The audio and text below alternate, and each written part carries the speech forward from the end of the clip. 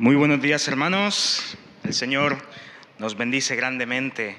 Qué bueno estar aquí con vosotros y poder continuar con el estudio de la palabra de Dios. Estamos estudiando el libro de los Hechos del Espíritu Santo con aquella primera generación de la Iglesia. Somos nosotros herederos de la Iglesia de Cristo Jesús, muchas generaciones después, pero con el mismo motivo de ser y el mismo Señor.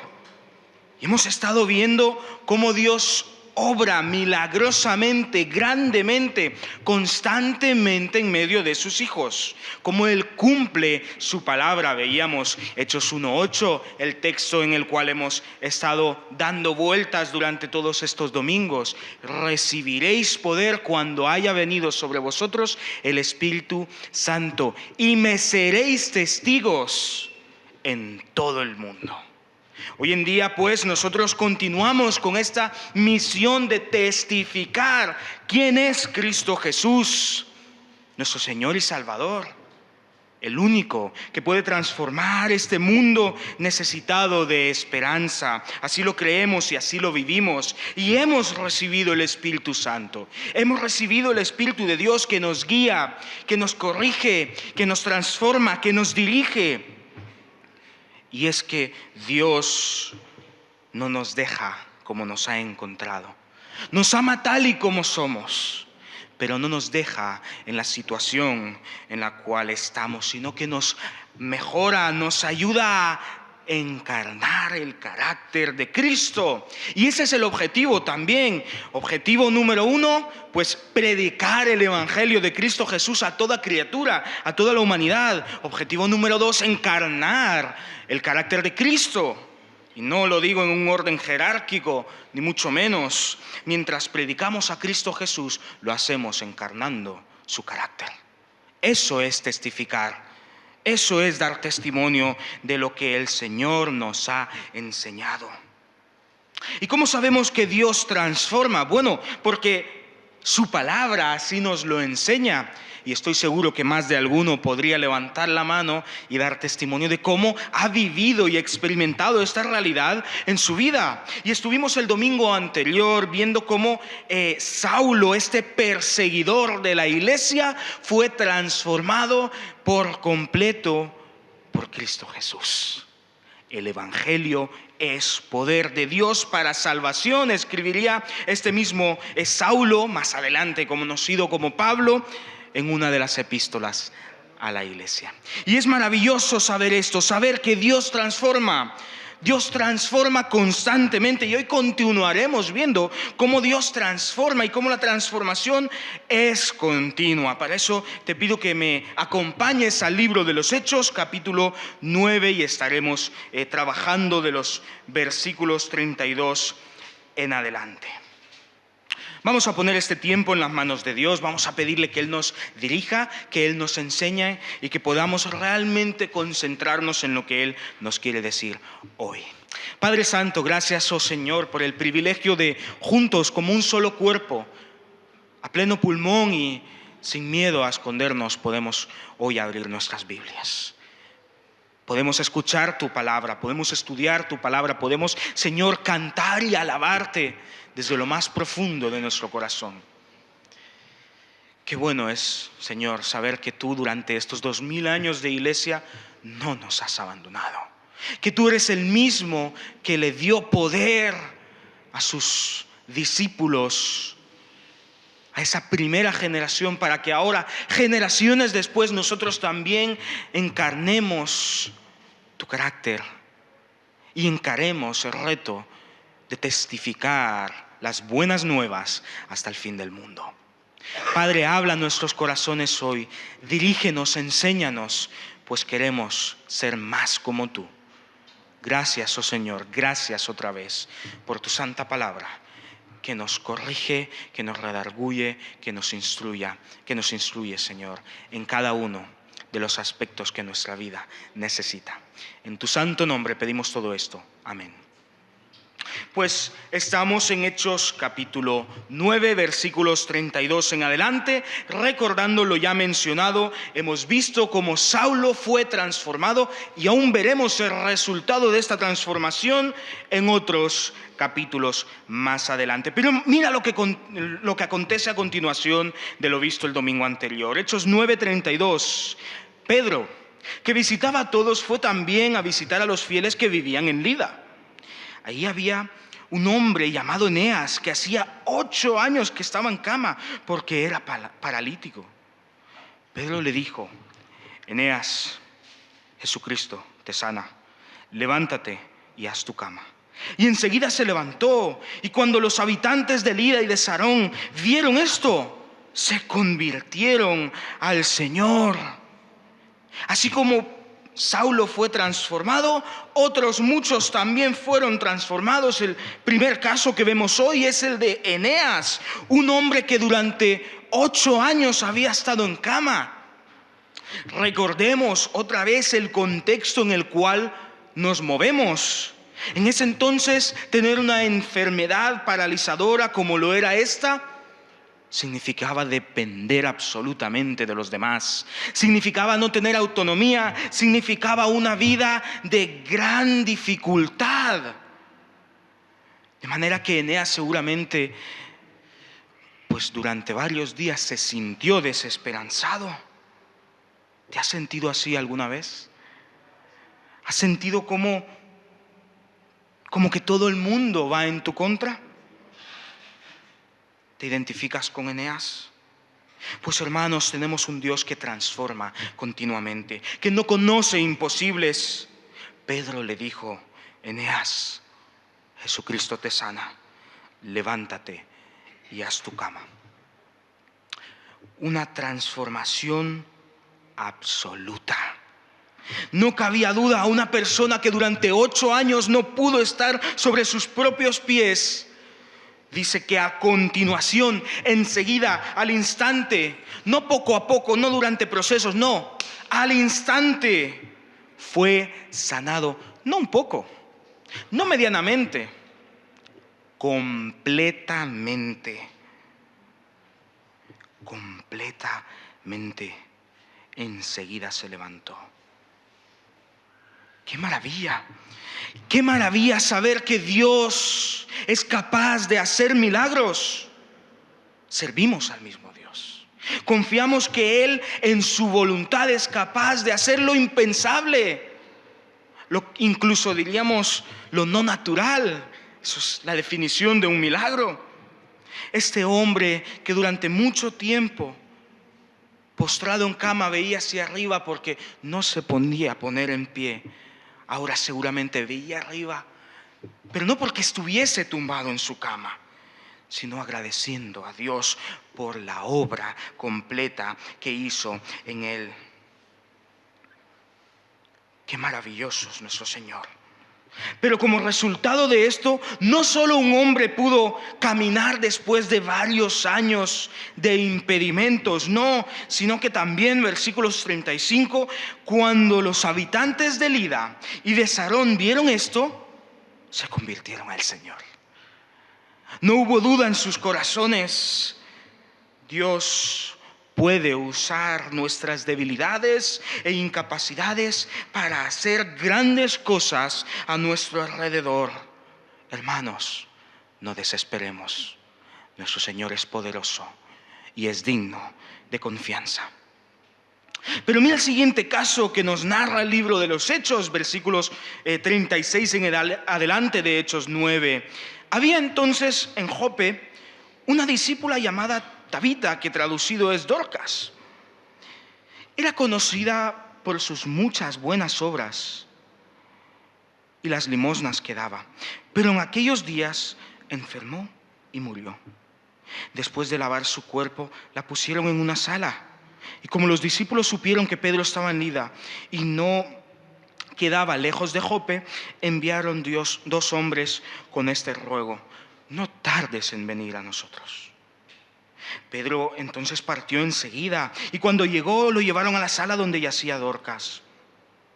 Todas las viudas le rodeaban Le rodearon y llorando le mostraban las túnicas y los vestidos que Dorcas hacía cuando estaba entre ellas. Pedro pidió que salieran todos de la sala. Después, puesto de rodillas, oró y volviéndose hacia el cuerpo dijo: Tabita, levántate. Y ésta abrió los ojos y al ver a Pedro se incorporó. Y él le dio la mano y la levantó.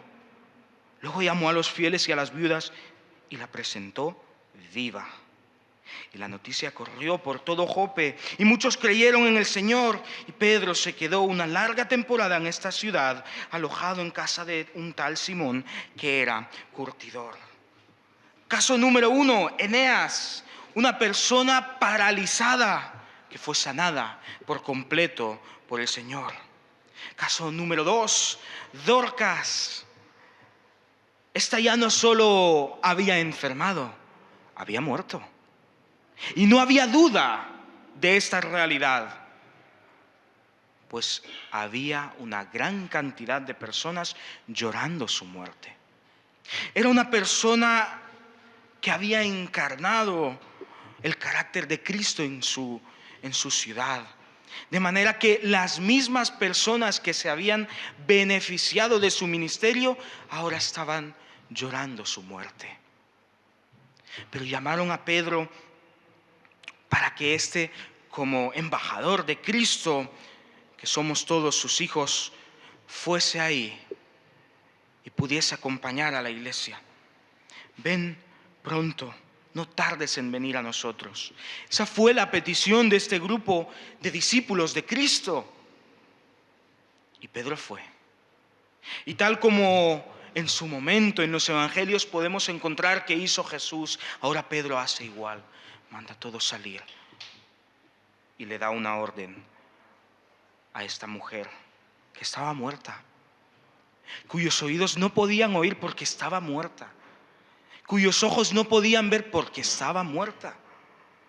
Pero Pedro, lleno del Espíritu Santo y conociendo el poder de Dios, le dice: Tabita, levántate. Y Dios, que es poderoso no solo para sanar, sino también para resucitar, levantó a esta mujer. Ya no solo sanación, sino una transformación absoluta, igual que pasó con Eneas. Qué maravilloso saber que Dios sigue obrando, que no conoce imposibles, que no hay casos que le son demasiado fuertes. No, Él es todopoderoso. Él es victorioso sobre la muerte. Su transformación en nuestras vidas es absoluta porque Él es victorioso sobre todo cuanto existe, sobre todo cuanto nos era contrario. Él es Rey sobre la muerte misma. De manera que si Él ordena a la muerte retroceder, ésta retrocede. Y sabemos que a los que creemos en Él, la muerte física no es más que un dormir. Y estaremos, y esto lo creemos firmemente, durante toda la eternidad gozando de la presencia de nuestro Señor. Pero Él, en su gracia y misericordia, decidió resucitar a Dorcas para que estuviera por un tiempo más entre estas personas. Pedro entonces se quedó ahí, porque muchos creyeron en Dios por el testimonio de Dorcas, por el testimonio de la resurrección también de esta. Y estando ahí, Dios ahora no solo transforma a un enfermo en sano, a una persona muerta en una persona viva, también transformará el pensamiento de uno de los líderes de la iglesia, del mismo Pedro. Y entramos así a Hechos capítulo 10. Dice de la siguiente manera: había en Cesarea un hombre llamado Cornelio, centurión de la compañía denominada la Itálica. Cornelio era piadoso y junto a su familia era temeroso de Dios. Ofrecía muchas limosnas al pueblo y oraba constantemente a Dios. Un día, como a las 3 de la tarde, Cornelio tuvo una visión en la que claramente vio que un ángel de Dios entraba en donde él estaba y le llamaba Cornelio. Y atemorizado, miró fijamente al ángel y le preguntó: ¿qué quieres, Señor? Y el ángel contestó: tus oraciones y limosnas han llegado a Dios y las tiene presentes. Envía pues ahora hombres a Jope y haz venir a Simón, que también es conocido como Pedro. Él se hospeda en casa de un tal Simón, un curtidor que tiene su casa junto al mar. Y él te dirá lo que te conviene hacer. Cornelio, pues, cuando se marchó el ángel que le había hablado, llamó a 2 de sus criados y a un soldado piadoso de los que le asistían siempre.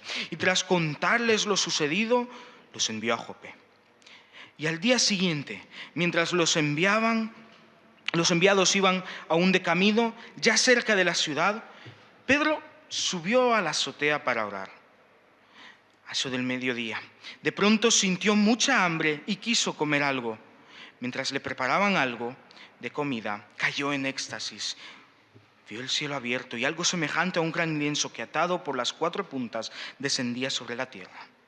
Y había en él un lienzo en el cual se presentaba toda clase de cuadrúpedos y reptiles terrestres y aves del cielo. Y oyó una voz que le decía: venga, Pedro, mata y come. Pedro respondió: Señor, no, jamás he comido cosa profana o impura. Por segunda vez se oyó aquella voz y le dijo: lo que Dios purificó, no lo llames tú impuro. Esto se repitió una tercera vez. Luego aquel lienzo volvió a ser recogido en el cielo. Y Pedro estaba perplejo, preguntándose qué significaría la visión que había tenido.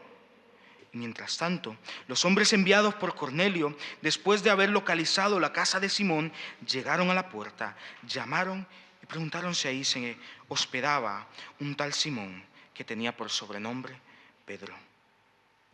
Y estando Pedro pensando en la visión, le dijo el Espíritu: 3 hombres te buscan, baja enseguida y acompáñalos. No tengas ningún reparo, porque los he enviado yo.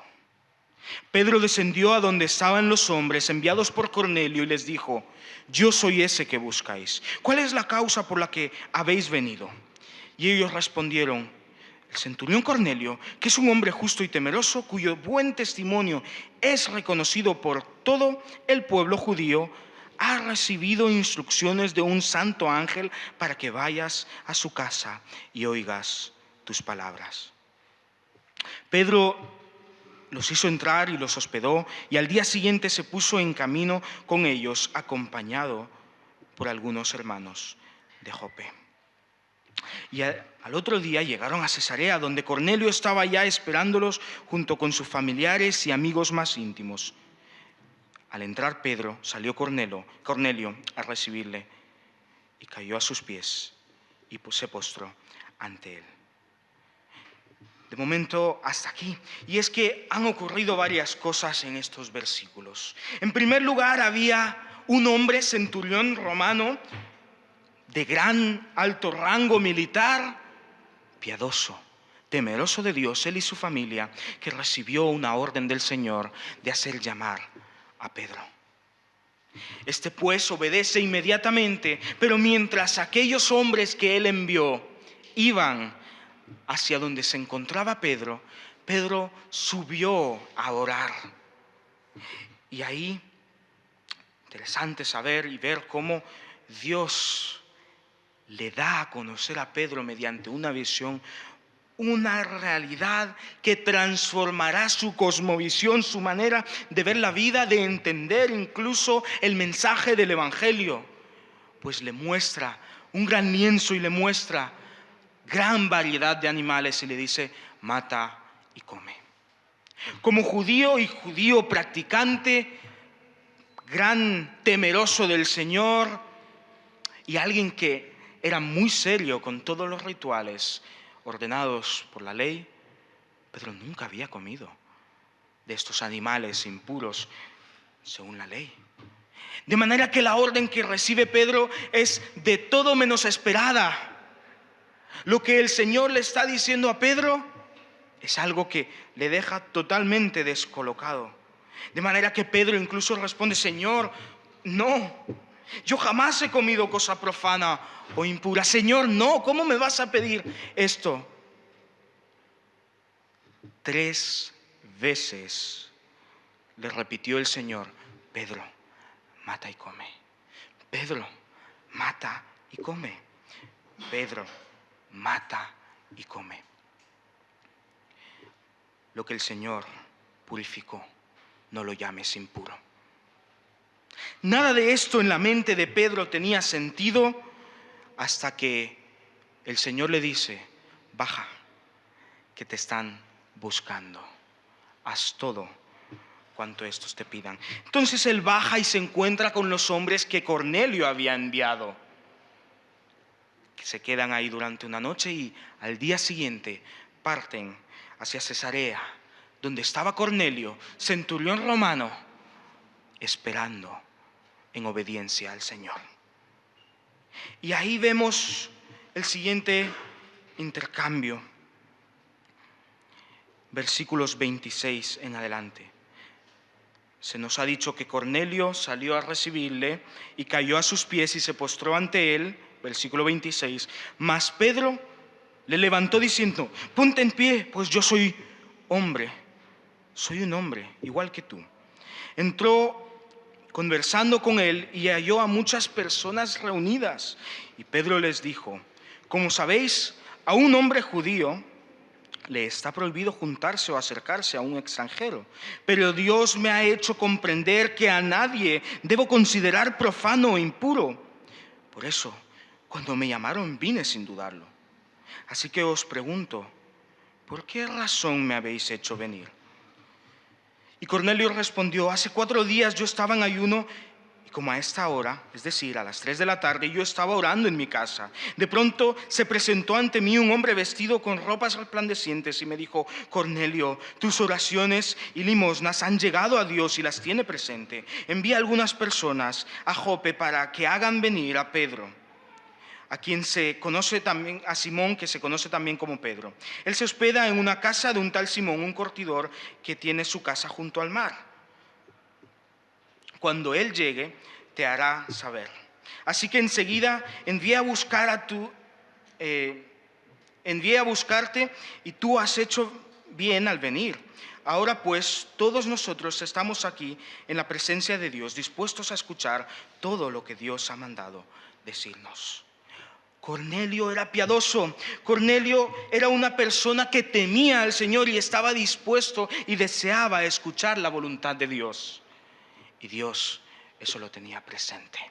De manera que Dios hace mandar a Pedro, uno de los pilares, líderes de la iglesia, de esta primera generación de cristianos. Y Dios estaba rompiendo paradigmas, pensamientos, creencias y tradiciones también en la mente de Pedro. Dios estaba guiando a su iglesia hacia un conocimiento mayor respecto al Evangelio. Estaban enseñándoles que Cristo es para toda la humanidad. Hermanos, si estuviésemos en esta época y fuésemos judíos, lo último que nos esperaríamos es que hubiese un romano, aparte miembro del ejército y de gran rango, esperando a escuchar palabra de Dios. Dios estaba rompiendo paradigmas, pensamientos, creencias, tradiciones, religiosidad. Y lo hace entre sus líderes en primer lugar. De manera que en la mente de Pedro esto es totalmente impensable. Y podemos ver que Pedro llega a este lugar con dudas, sin saber muy bien qué esperar. Pero el Señor tiene grandes cosas para con su iglesia. Pedro entonces tomó la palabra y dijo, versículo 34, ahora comprendo, verdaderamente Dios no hace acepción de personas. Él se agrada de todo aquel que le teme y hace justicia, sea de la nación que sea. ¡Qué maravilla! Dios es para todos, Cristo es para todos, Cristo es para ti, Cristo es para mí.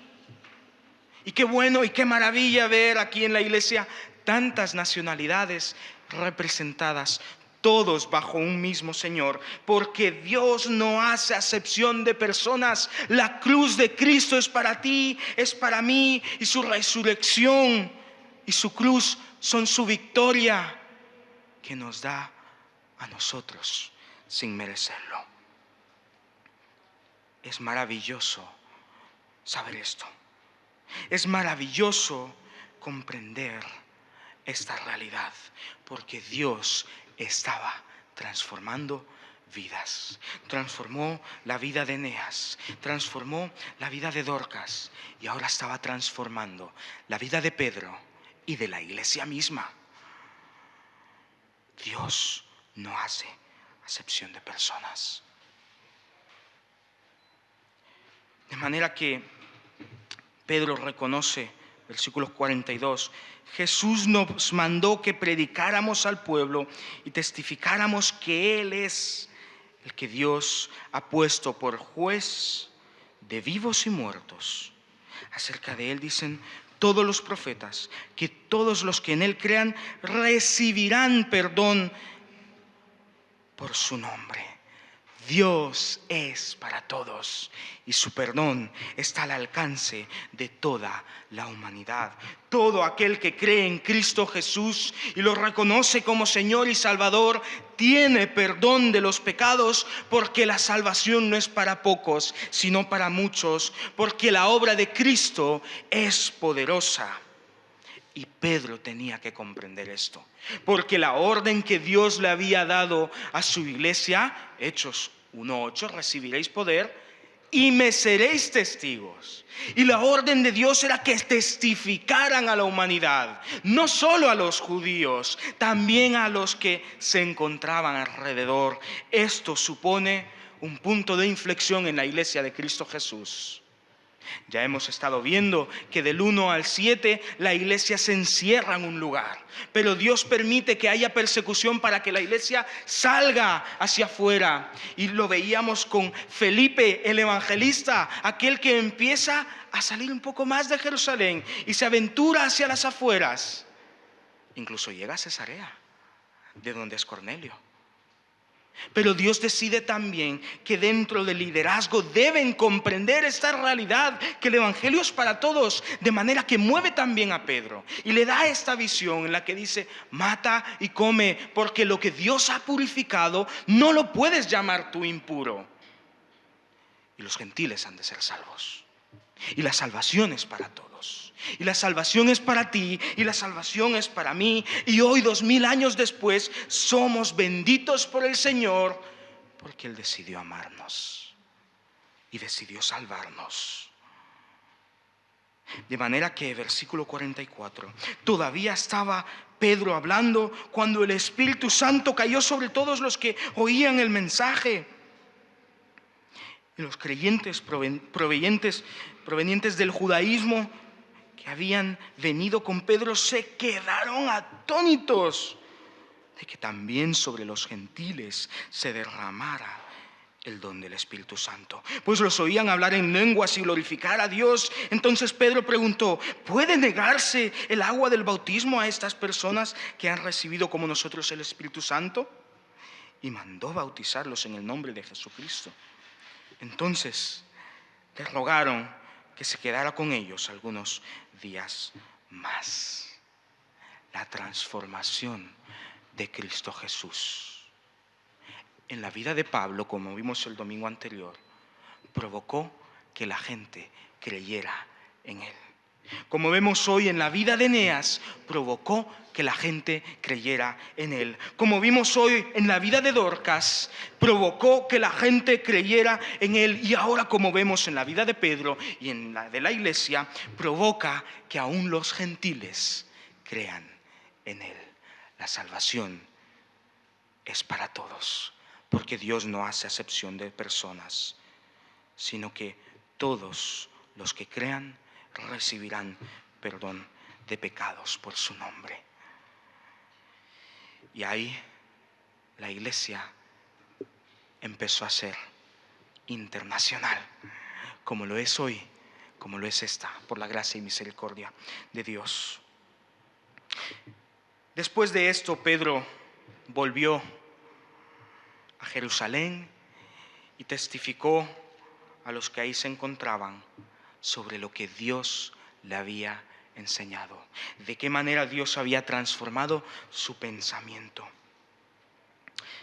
Y aunque hubo cierto rechazo y, bueno, como tendemos los seres humanos a rechazar el cambio, pero al final estos entendieron que la salvación es para todos. De manera que Hechos 11:18 dice que los creyentes provenientes del judaísmo, oídas estas cosas, que es el testimonio de Pedro sobre lo que ya hemos leído, se calmaron y alabaron a Dios diciendo: de manera que Dios también les ha concedido a los gentiles la oportunidad de arrepentirse para que tengan vida.